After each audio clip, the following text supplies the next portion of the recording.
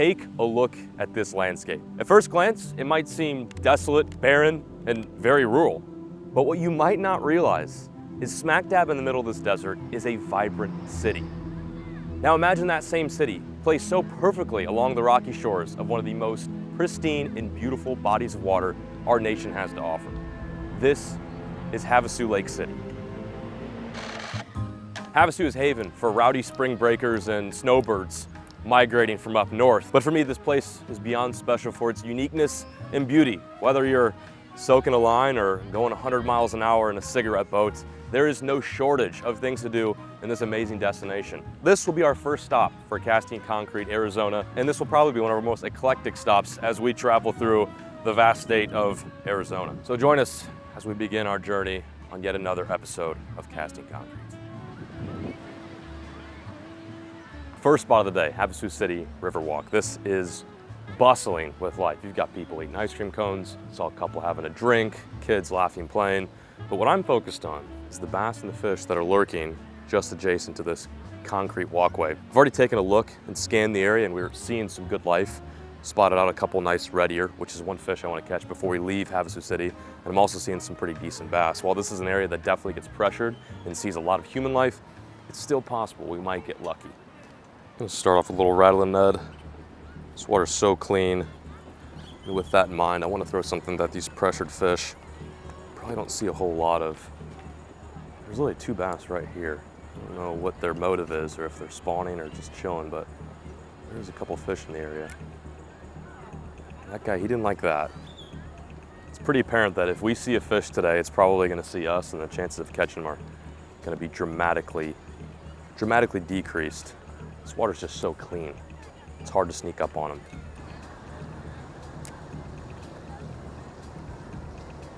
Oh my God, are those bluegill? Dude, yes. Those are bluegill. Holy, he's going down on it. Oh my God, I need the worms. Those are two, he just ate it. Oh my God, just picked it up. Did you see that? My line moved. He just ate it. Oh my God, they're all bluegill, dude. It just broke off.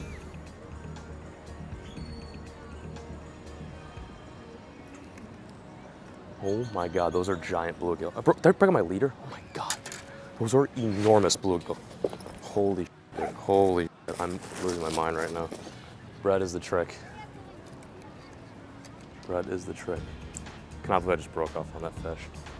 Well, what just happened was I just snapped off on a big goldfish of mine, not only for this trip, but just for my life. We spotted a school of like 3 to 4 pound bluegill. Actually, they're not bluegill, they're red ear. And I had one eat my rattling Ned, and when I set the hook, it broke off immediately, probably because I hadn't checked my knots in quite some time. But that just goes to show how big these sunfish are. They're huge. They'll snap 7 pound clean. Oh my gosh, I cannot believe I just did that.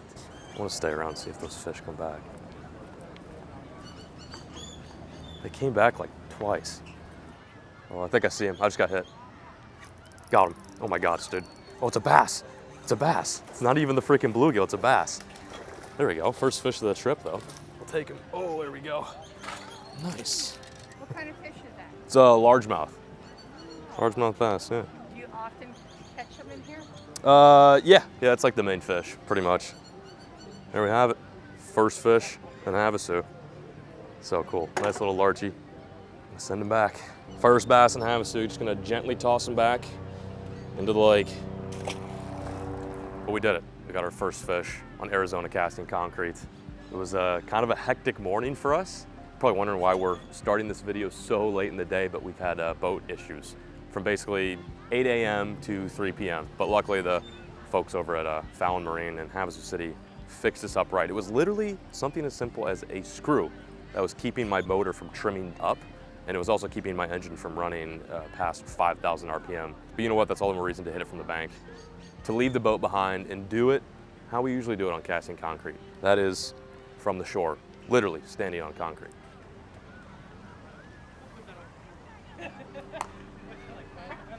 I got one. Another bass. There we go, another bass. Look at the blue, oh, that's another largemouth. That's another freaking red ear. Decent largemouth. boardwalk bass, baby.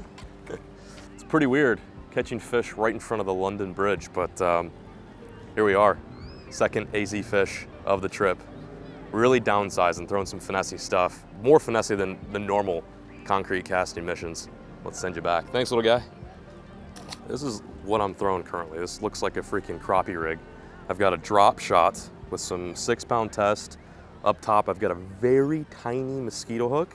And on the front of that, I've got a little dangle dart, which is our crappie lure that we make. But the reason why I'm throwing such small stuff is because this is a place that gets fished. You've got guys off bass boats pitching to the front of the docks. You've got anglers like myself that are casting behind the docks from the bank.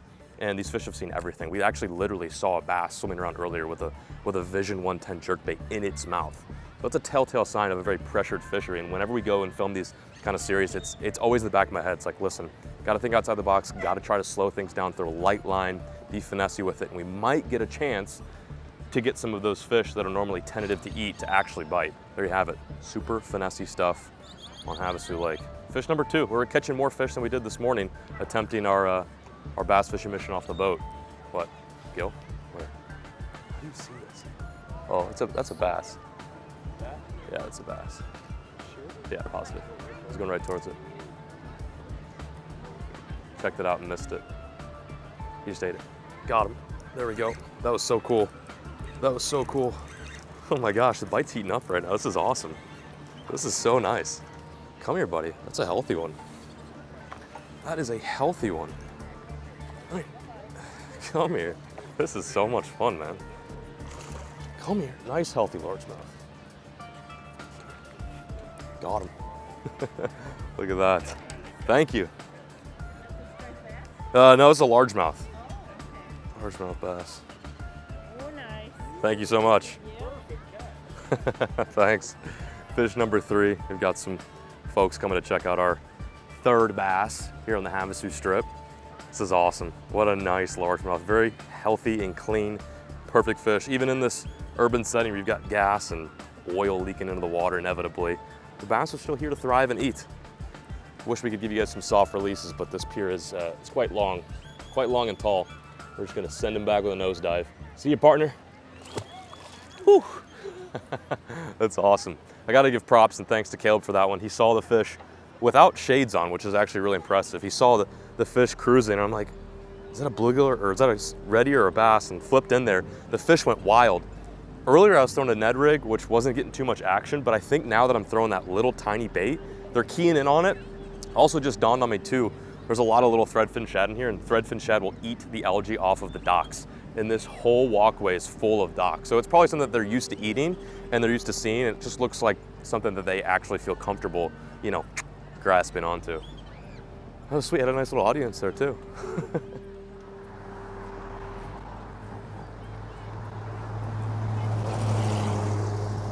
Sad to say this, but the Arizona sun is setting already. I feel like we lost so much of our day just dealing with boat issues and just messing with equipment. All the more reason to just leave that stuff at home and fish from the bank and do it the old-fashioned style. Not giving up though. I think we're gonna fish probably until dark. We're in an amazing little spot to where we can basically get off the water and have some good food, have a couple of drinks, and enjoy ourselves in the scenery. Casting concrete isn't just about the casting, it's about the experience, about getting a feel of the area. And I'll tell you what, Havasu City has got a feel. There is a serious vibe outside of fishing going on here. So what I want to do is I might actually stick another rod in the water, see if maybe we can get a catfish or a carp or maybe a big bluegill, let it sit off the end of that dock and just fish the rest of the evening out. You know, when we have days like today where it's just kind of a headache, I look back and think to myself, nothing will be as difficult as trying to catch a carp out of that Louisiana canal. Nothing. Oh, oh, oh. Oh, oh, speaking of the devil, I don't know what this is. I'm getting some big head shakes. I don't think it's a bluegill. Oh my gosh, dude. The rod just took off. I'm glad I was like right here by the rod. I was looking down, I was like, no way. Big head shakes. This kind of feels like a catfish, I don't know. Oh, oh. I gotta reel in my drop shot. There we go. Oh, this might be an awesome buzzer beater to our very struggle bus oriented day. I literally took a piece of bread I bought at the gas station earlier and put it on a hook and threw that thing out there crazy style. Just Just, I mean, does it get any more bare bones than that? And it is the hardest fighting fish that I have no idea what it is. If I had to guess either a catfish or a carp, honestly, it's fighting a lot like a catfish. Like I feel the tail hitting the line, but I'm really not sure. What an epic way to end the day though. My gosh, I see it, I see it. I think it's a big carp. What is that? Is that a carp? Yeah, it's gotta be a carp. It's gotta be a carp. Yeah, it's a carp. Oh, it's a nice carp. It's a really nice carp. Whew. It's a really nice carp. I say this every time we chase after carp and casting concrete. I don't want to say hated fish, but they don't get the love and attention that I believe they deserve. Carp are so cool too because wherever we fish, like no matter what the urban spot is, we always find carp. Louisiana, Florida, Texas, and now Arizona. Landing this thing's gonna be fun without a net too.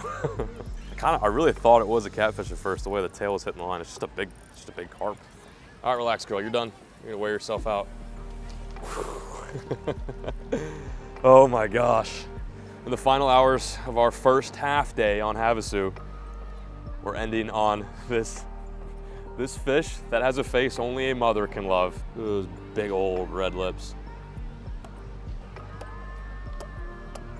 Let's get her unhooked and send her back. Ready? One last look at our urban monster, and we're sending her back. Dude, so cool. The most underrated fun fish.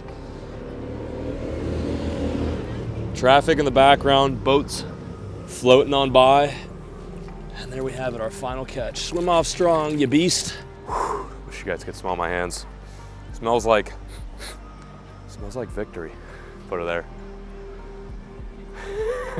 Let's go get some food, wind down, and get ready for an official full day on Havasu tomorrow. Mission success.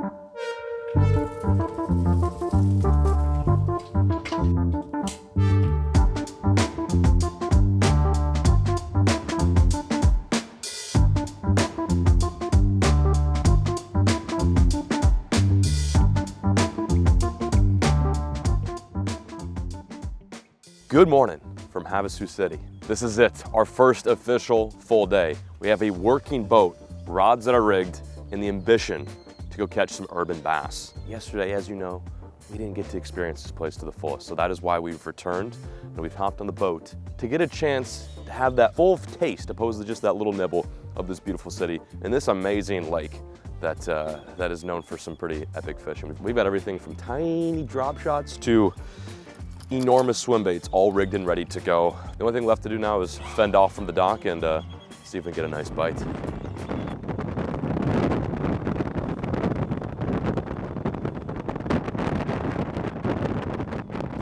Spot numero uno. Looks good. Another flat, calm day on Havasu. I don't know if it's always like this, but if it is, I can see myself moving to this city. This is pretty amazing. Look at that. Doesn't even look real. Looks like we're on Mars right now. If you ever have the pleasure of fishing this place, you do get this weird feeling that you're just not even in the States, let alone planet Earth. Fishing on the moon, baby. This is incredible. Let's see if we can catch on the moon. That's what we're trying to do. We're trying to catch on the moon.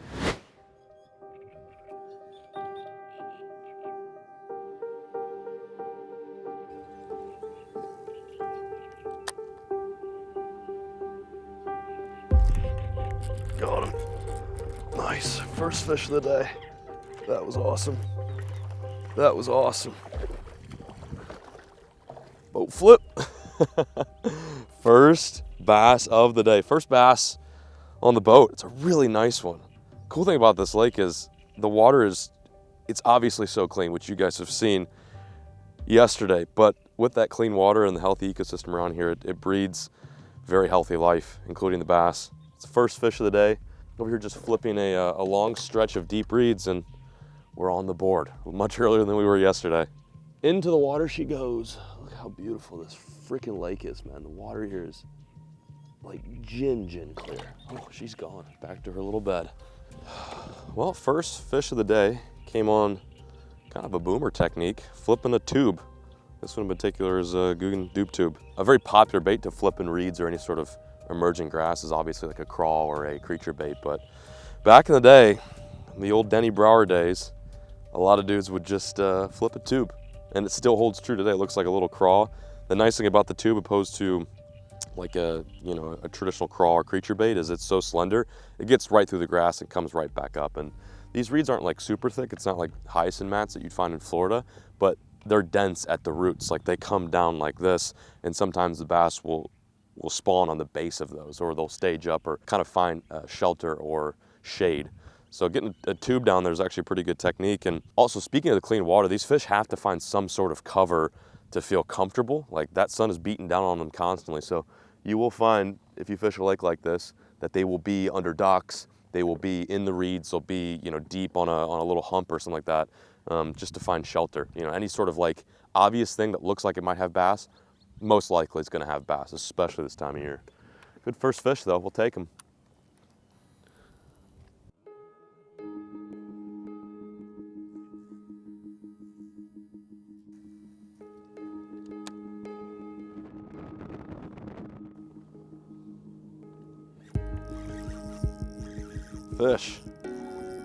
Fish. Moved off the bank a little bit, and we're hooked up. Thing came screaming at it. I don't know what it is, but if I had to guess, this might be a brown bass. We're hooked up. Crazy thing about this lake is, no, it's a largemouth. The crazy thing about this lake is, at one moment you could be up in the shallows, punching reeds, and then the next you can just kind of bebop off to a little bit of a break in the shallows and catch them on a drop shot. Nice. Second fish of the day on a drapo shot. Stuck him good with that little hook. There we have it. Second Havasu largemouth of day number 2. Such a sick fish. Let's send old gal back. One on the drop shot, one on the punch. What a cool lake. Stuck that guy in the new pennyworm. Throwing this in another kind of boomer color. I feel like I'm on my boomer today. I caught a fish on a flipping a tube, and then now I caught one on a straight black colored worm. I like contrasted colors in clear water. I think as a kid growing up, I would get too hung up on throwing like watermelon red flake and the super clean stuff or some sort of natural color, but I have my best days of clear water fishing throwing very solid colors. Like I like throwing a straight pink or a straight black. Works really good when you're sight fishing for spawning bass too. Not necessarily to see the worm, but just something about that very blunt color that just drives them nuts. I mean, I threw right on a stump out there, and that fish raced right towards it, and we got hooked up. That was fun. This is the beauty of these interesting, unique lakes like this, is you can kind of bebop around and do a little bit of everything. This is a great swim bait lake. At some point in the post spawn, this is a fantastic frog fishing lake. It's pretty neat. Holy dude. Oh my God. That is one of the fish that we're after this week. Although it has to be alive, not that dead. That is the biggest freaking sunfish I've ever seen. Oh my God. The camera's probably not doing it justice, but that is literally probably a 5-pound sunfish. Growing up as a kid, bluegill were my favorite fish to catch. And I'm not gonna lie, I'm geeking out a little. Dude, that thing is huge. It's gotta be 5 pounds. It's bigger than any bass I caught this week. Smells really bad too. Oh my gosh. There we go. Not a big one, but it is a bass. A bass after a little lull. Oh my gosh. Oh my gosh. On the Drapo shot, got Stinky. Stinky acquired. It's pretty unbelievable that the dead bluegill, or sorry, the dead shellcracker that we saw earlier, is probably 5 times the size of this largemouth bass. Back into the drink you go. Oh, there's one. Another one. Feels tiny. Feels tiny. Oh, it's bigger than the last one. We'll take them. It's actually a good fish. It's not a bad one. They're really freaking gorgeous in here. My gosh. They're perfect looking bass. Such a healthy ecosystem. Wow. Another one for the all black drop shot worm. Catching this tier fish on spinning gear is always fun. Strong lateral line, nice, green, and healthy. We'll take them. She'll catch you later, hopefully literally catch you later when you're big.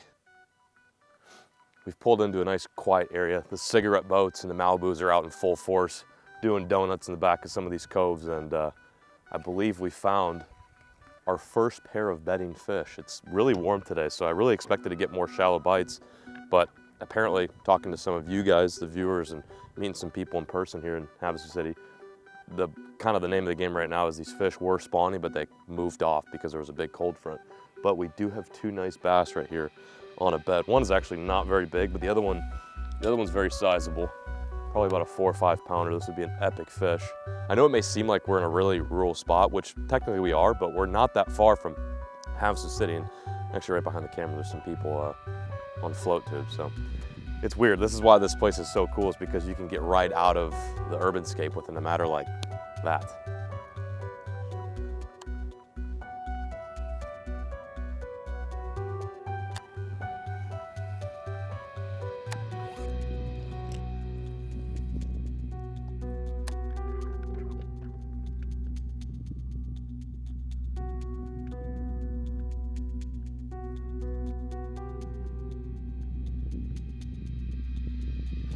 Got her, got her, got her. This literally switched baits and she ate it instantly. Ate it instantly. Oh, it's a good one, dude. I got her. Oh, wow, it's a nice fish. It was in some deep water. It looks way bigger now that she's up. Oh, that's a nice one. That is a good bass. Whew. There you go. There you go. There you go. I got you. Look at the size of that largemouth. I don't love bed fishing, but every now and then when I get the opportunity, it is a lot of fun. I'm actually gonna keep this fish in the water. We're gonna get a couple quick shots and send her right back on her bed.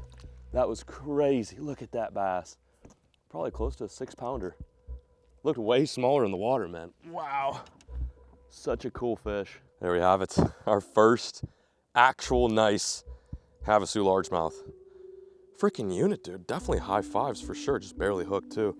We're gonna get this fish right back in the water and send her literally right on top of her bed. It's important to make sure that these fish are caught and released exactly where we found them. There's a big boulder right there. That's where that fish was spawning.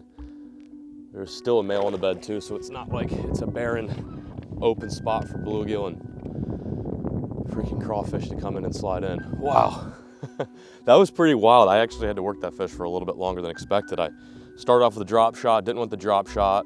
Then I transitioned over to a tube, the doob tube. Didn't really care about the doob tube. And then I threw the trench hog, which was actually a really good bed fishing, sight fishing bait.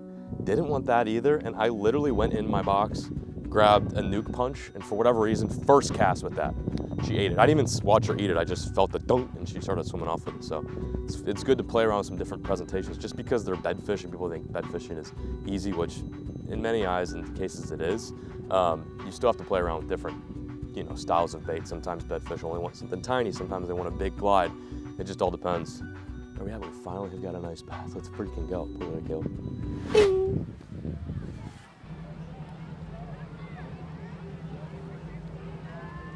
This is craziness.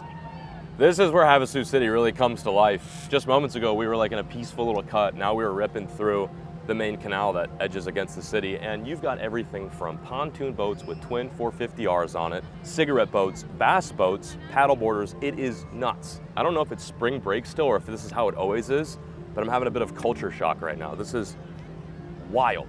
I think you can fish in here, so we actually might put the trolling motor down and see if we can try to catch some fish where we were fishing off the bank yesterday.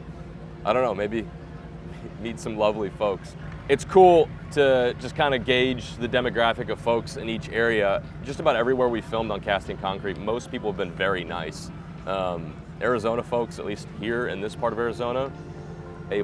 They're super genuine, super cool. They're always asking questions. People asking questions about the poles in the back, my motor, all that kind of stuff. So while I don't have the most interesting rig in here, it definitely does confuse some people seeing a bass rig every now and then, I suppose. Oh my gosh, this is wild. Oh my God, dude. Big smallmouth behind me. Big smallmouth. Oh, largemouth. Big largemouth behind me. Oh my God. That was crazy. He's still there. Oh my God, dude, Caleb. I got him in the 8. I got him in the 8. I got him in the 8. He's still there, he's still there. He's gonna smoke this, dude. I got him in the 8. I would shit my pants if I caught a bass in the 8 next to London Bridge. He's still down there.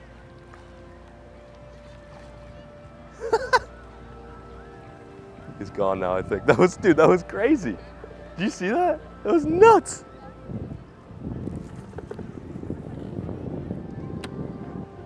This is so crazy, dude.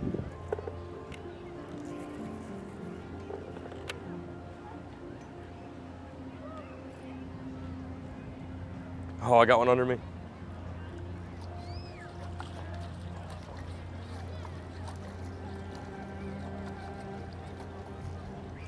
Dude, holy shit, Caleb. I got him in the 8. Oh my God, he's tried eating it. He's tried eating it. Oh my God. Oh my God. I really hope the camera just picked that up because this fish just mouthed my swim bait in the 8. That was insane. That was insane. We've got some classic early 2000 jams playing in the background, and I've spotted yet another sight fish here. It appears to not like my nuke punch. I don't even know if it's on a bed or not. It's just really territorial. Like, I don't see the bed that it could be guarding, but he's very aggressive. Very aggressive. I mean, it's gotta be a bed. Got him, got him. That was so sick. Oh, it's a big one. That was so crazy. That was so crazy. Boat flip. Oh, let's go, dude. Unfreaking real. Well, what we were fishing earlier wasn't necessarily true casting concrete style, even though we were close to Havasu City. But this definitely is. That's a healthy bass. Nice northern strain, LMB. Quick shot, we'll put him right back where she was. Send old girl back on her bed skis. Nice 3-pounder. Freaking healthy Havasu bass. Nuts. Look, she's gonna jump, Gil. Oh, she was going to. She was like, dang, that hurt. You guys remember that song, London Bridges? It's like I think it was like a nursery rhyme when we were all kids. That's it. That's the bridge they were singing about. First time I came to Havasu, people were saying, oh, you gotta go to London Bridge. I'm like, that's cute. Like, they named a bridge London Bridge. But that is the actual physical bridge that was taken off the Thames River in, I think, like the early or mid 1900s and relocated to Havasu, Arizona, the middle of the desert. The story goes that when the bridge was constructed in London, England, like in 1100, it had gone through many different renditions and constructions, and over time it just started to sink and deteriorate. And they didn't know what to do with this bridge because it was literally falling apart. So there was an individual that was wanting to bring tourism to Havasu City, and what they did is they purchased basically the bridge itself, I think for like $2.5 million, which is roughly $18 million in today's money. This was back in the 60s, mind you. And they deconstructed the bridge, had it shipped overseas, and they rebuilt it here. It still has the original light fixtures and the poles. It's the same freaking bridge, which is absolutely nuts. So not only did we get to say we caught a bass in downtown Havasu City, but we literally caught a bass just a stone's throw from the London Bridge. Kind of a fun fact. Again, another reason why this place is so unique and amazingly different. You know, like, you come here to hang out, to fish, to party, to boat, to just sightsee and get some warm air in your gills, and you also have crazy stuff like that. A little fun fact for you. Oh yeah, you do see a shadow. Might buzz this guy to see if he's got like an area. There he is, right there. He just pushed the shad off his bed. It's on a bed, dude. This is maybe not her bed. I don't know. Maybe I'm missing her bed. Yeah. Oh, nice. How's it going, man? Doing good. Just trying to get this bass to eat. It does not want to eat, so per usual. Doing all right. Do a lot better if these fish would bite. I cannot tell how big. Look at there. She goes. She's going down on it. She's going down on it. Let's go. Come on, eat it, you old girl. She hates this thing. Got her, dude, got her. It's a giant. It's a giant. It's a giant. It's a giant. It's a giant. It's a giant. Oh my God, she finally freaking ate it. Dude, it's like a 6-pounder. Oh my gosh, come here. Come here. Come here. There goes the rod. No. This is an absolute mess. We got her. And we got the tsunami going. This is wild, brother. Look at that fish. Oh my gosh, this is what Havasu is all about. You've got the noise, the party in the background, and big bass in the foreground. You put her there. We are crushing it today. I'm gonna send her right back where we found her. One last look at this Havasu beast. Time to send her back. There she goes. That was a terrible release, but she's good. Got her. Thank you. You guys too. Have a good vacation. Mission accomplished. It's kind of hard fishing in this spot because there's a bunch of Where's that? Should I go over there and tell the guy to shut the mission accomplished? Caught some good fish. You guys got a good taste of what it's like to fish down here, in my opinion. And I've suddenly realized this is a very difficult spot to fish. Not because they're blaring music, not because you've got giant boats making wake as you're trying to cast on docks, but it's difficult to fish here because when you're really hungry, you're basically casting in front of these amazing restaurants. So we're gonna hop off the water, put the boat back on the trailer, and go check out some of these amazing restaurants right here on the strip. I'm absolutely starving. No shoes, no shirt, no bass.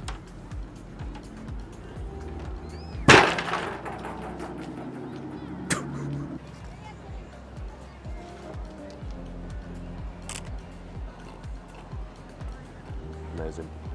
Javelina poppers with a nice Havasu view. This is a very refreshing way to kind of wind down. I'm not gonna lie, fishing there for a little bit was hectic and in a good way, but it was just nuts, like having all that boat traffic, all the pedestrians, all there, while you're trying to focus it and catch a bass. But this is a nice change of pace. Got some poppers, feeling good.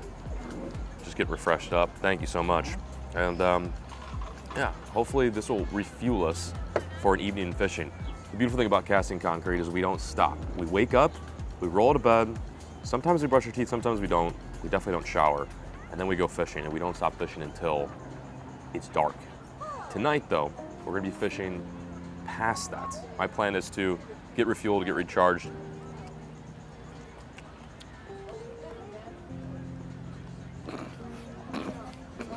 It's really spicy. I'm just taking all sorts of casualties right now. That is hot. Like hot, hot, hot, hot, hot. Oh, after we get refueled and charged and get some nice food in our system, we're gonna head back to the water and do a bit of bank fishing. Nice contrast between a little bit of boat fishing, a little bit of bank fishing, a little bank fishing, a little boat fishing. And we're gonna fish into the night for anything that swims. What's beautiful about that spot we were just at, it's full of not only largemouth and smallmouth, but big bluegill, giant carp, big flathead catfish, and who knows what else. Could be the Havasu Lake monster, I don't know. But we're gonna find out and get to the bottom of it. We're back. I know it may seem redundant to finish today's video where we left off yesterday, but you have to understand, I love carp. Anything that pulls drag, in my opinion at least, is worthy of catching. And while we did get some pretty big bass today, I'm not fulfilled. There is so much that lives in this whole section. It would probably blow your mind. Just today when we were ripping around the boat, kind of looking for these largemouth that were tucked between the docks, I was using my electronics and I was seeing what was swimming down there, and it is just full of life.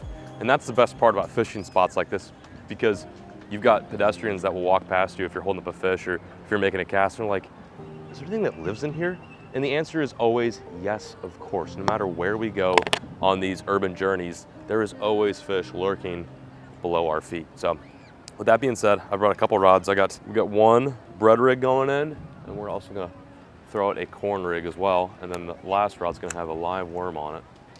See if maybe we can get a big Havasu bluegill on that. That one's going in. Gonna kind of risk it here, but we're just gonna rest it right by this cleat. And if I see that rod moving, it's time to pick it up. I got the wrong corn, guys. I got the cream style corn.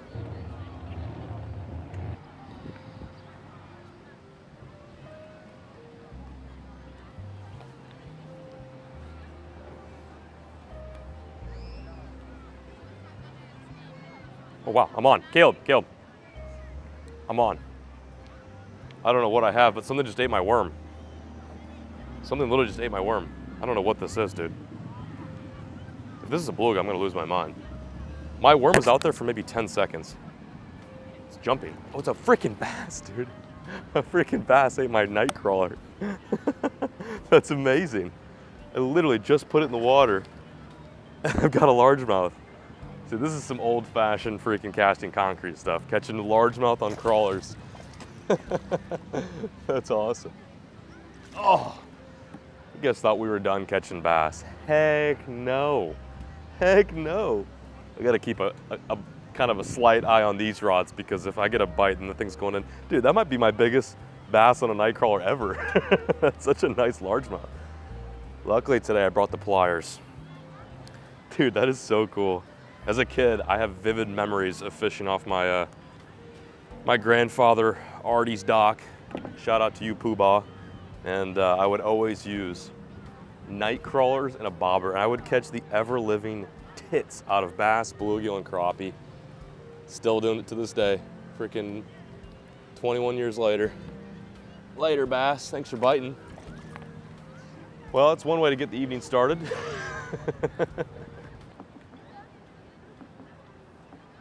Oh. Come on, Caleb. Come on. This feels kind of small. I wonder what this is. Oh, it's getting bigger. Oh my gosh. No way. No way. No way. New species. Let's go. New species. Oh my gosh, dude. Let's go. This is the fish I've been hyping up all trip. It is a red ear sunfish, or as some call shellcracker. In my opinion, I think a perfect name for these guys is the Havasu piranha. Look at them teeth. They actually have a little bit of teeth.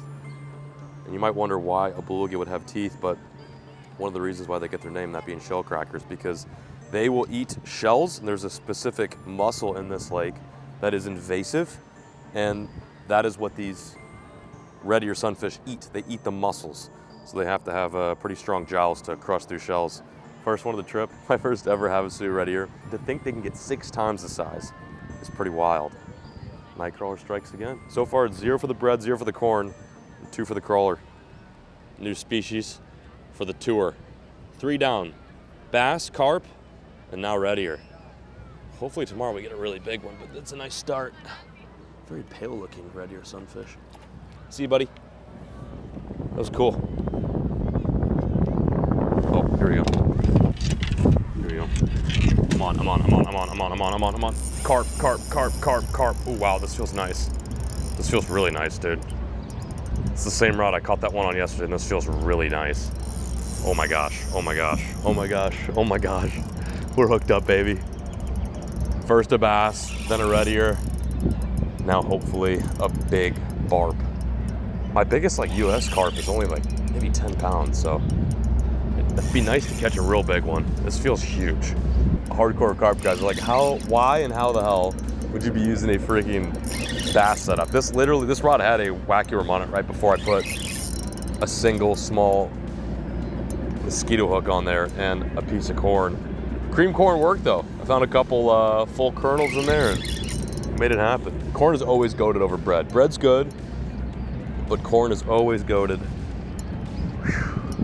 I get some bad comments, people saying, oh my gosh, he's going after carp again, it's so lame, but how is this lame?